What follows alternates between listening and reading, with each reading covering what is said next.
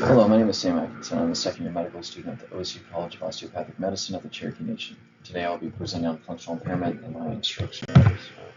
Myocardial infarction and stroke remain a leading cause of death in the United States, with significant disparities existing across race, region, and socioeconomic status. Those who experience MI and stroke face acute and chronic physical limitations, and economic burden from MI and stroke pose a major risk for the greater public, with costs projected to quadruple by the year 2050.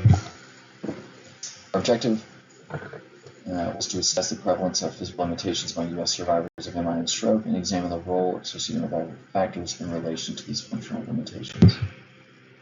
We conducted a cross-sectional analysis of the 2023 OPHA data to assess prevalence of physical symptoms among survivors of MI and/or stroke.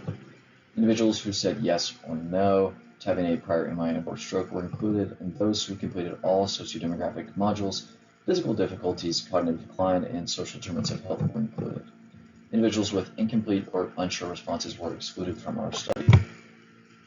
So our sample included 430,134 individuals who responded to the relevant BIRFIS question, of which 6.77% reported a history of MI and/or stroke.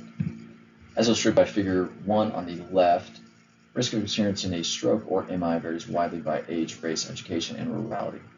Men, Black, American Indian, Alaska Native, and rural residents face significantly higher odds. Education is a protective measure against MI and/or stroke.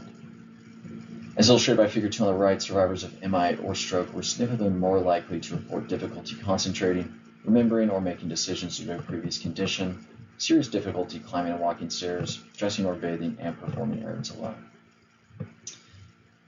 Also in Figure 2, survivors who did not meet either guideline had nearly double the odds of having a history of MI and/or stroke. In our sample, individuals without health insurance were less likely to report a history of MI and stroke event compared to insured individuals, reflecting increased insurance coverage after a major cardiovascular event.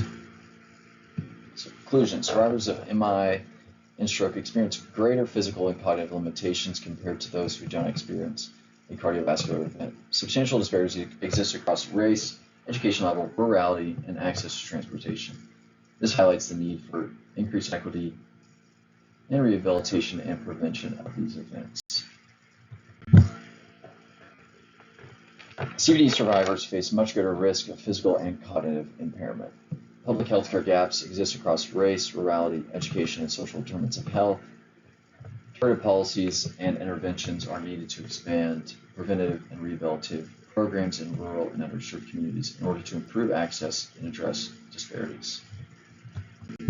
These are my references. Thank you.